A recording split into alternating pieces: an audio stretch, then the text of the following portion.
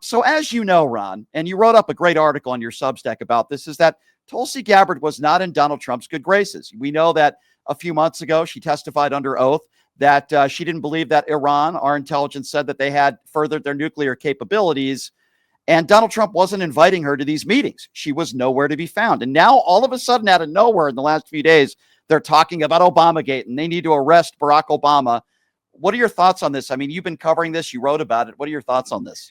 She also posted a video on her personal account at the same time, which was very strange and reportedly just infuriated Trump, which was where she said, we're closer to World War III and nuclear war than we've ever been before after the Iran strikes, which Trump took that to be a criticism of him.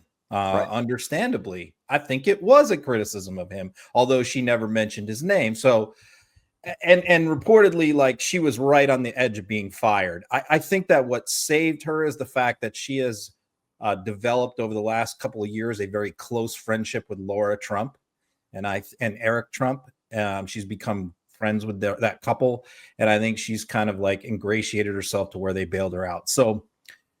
So she's trying to save her job. She's on the outs. She's probably, as far as Trump is concerned, the least popular senior member of his administration, as far as he views them. But Trump was desperately in need of a huge distraction. A distraction not for us, not for Democrats or independent voter, a distraction for his MAGA base. He needed something that was going to get them off Epstein. Because they were obsessed with Epstein, and no matter how much he pleaded with them not to care about it, they weren't listening.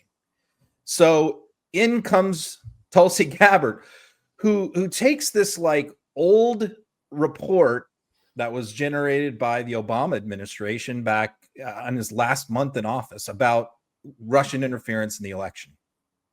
So basically, there's multiple reports on this, but most of the studies and the investigations, including an investigation led by Marco Rubio in the Senate when he was Intel Committee ranking member, a report that was unanimously approved by the Senate, Republicans and Democrats, also agreed to by Mike Pompeo, who at the time was Trump's incoming CIA director, all agreed that the Russians did attempt to influence the 2016 election through a variety of different ways. Right.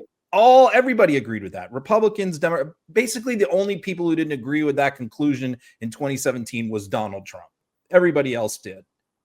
So what Tulsi did is she found a separate report that the Obama administration issued that said the Russians did not hack voting machines. They didn't interfere with the election. So what she did is she took that report and said that Obama covered that up, suppressed that. And that proved that so what they're saying is all the stuff that was put out about the Russian attempt to interfere with the election was all a lie and all a conspiracy to discredit Trump, because this other report said that they didn't try and hack voting machines. They're two completely different things, but the MAGA base is not smart enough, or really doesn't want to figure out the distinction between these two things. So in reality, and we could talk about this, what she has done with this temporary distraction, which has worked to sort of divert MAGA's attention, is in the long run going to make things much worse. So let's try to figure out here, Ron, and dissect why she did this. Did you? Well, I think we know she wanted to be back in Donald Trump's good graces. We spoke about that, and he praised her. Right. Yeah. So do you think she did this on her own? Do you think some people around her said, hey, if you want to get back in Donald Trump's good graces, we need to do this? Or the latter, do you think that Donald Trump is the one that instructed her to do this, or maybe all the above? Well, I think that she went into office with a plan, and I think she talked about this, that the focus of her office, which is to coordinate all the different intelligence agencies, was going to shift from what it has always been, which is to focus on foreign threats, and to turn, sort of like the eye of Sauron in Lord of the Rings, to turn the eye to Donald Trump's domestic political enemies. So, and to make the focus of the intelligence community on them, on investigating all these past grievances of Trump against his political enemies, rather than China, Russia, Iran, that's no longer the focus. The focus is now on Barack Obama and, his most senior national security officials. So I think that that was her plan, but I think that there was a sense of urgency and desperation on her part to come out to rush this out, which is like so thin and preposterous and flimsy. But I think that she was a drowning person trying to save her job and just needed to throw something out there that would work. And, going after Barack Obama over Russiagate is like, MAGA bread and butter there. That's like serving them a piece of chocolate cake, And Ron, correct me if I'm wrong, because I haven't talked about this in a while, but wasn't it proven that Russia did interfere, at least on social media? Now, I don't think that, I don't think that it really influenced the election. That's Marco Rubio said that. Right, Mike Pompeo said it. Yeah, I don't think it changed the outcome of the election. I don't think, but I mean, it could have, but it could have. No, I thought Hillary did plenty to lose that election. So, just the same thing I thought this past election, people want to look at a lot of other things, but I think there's a lot of things that you can point to that Democrats did that cost them this election.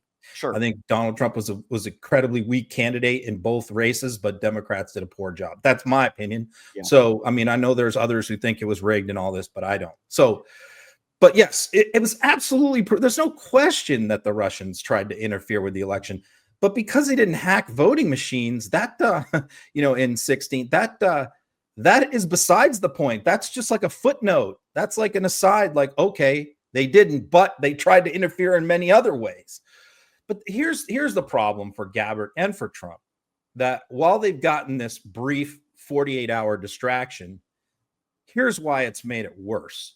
Because now you got all these MAGA influencers who have not forgotten about Epstein, but were sort of placated by Trump saying, we're going to try and release the grand jury transcripts. And so, so they're all like tapping their fingers. Okay, wait, okay, where's Epstein? We'll give him a few more weeks. And then, before we lose it over that. But now they have a new thing to add, because here's what happened. When that Gabbard report came out, you had the usual suspects, Green, Luna, Gates, all the Fox hosts, the Newsmax hosts, all calling for arrests.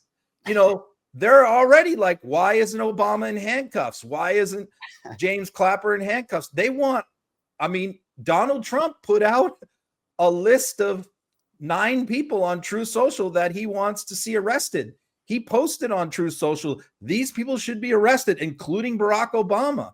So now you've got the MAGA base go. Not only are they waiting for the Epstein files, they're now waiting for all of these arrests. And we know damn well that none of these people are going to be arrested. None of these people are going to be indicted. And so who's going to get the blame for that?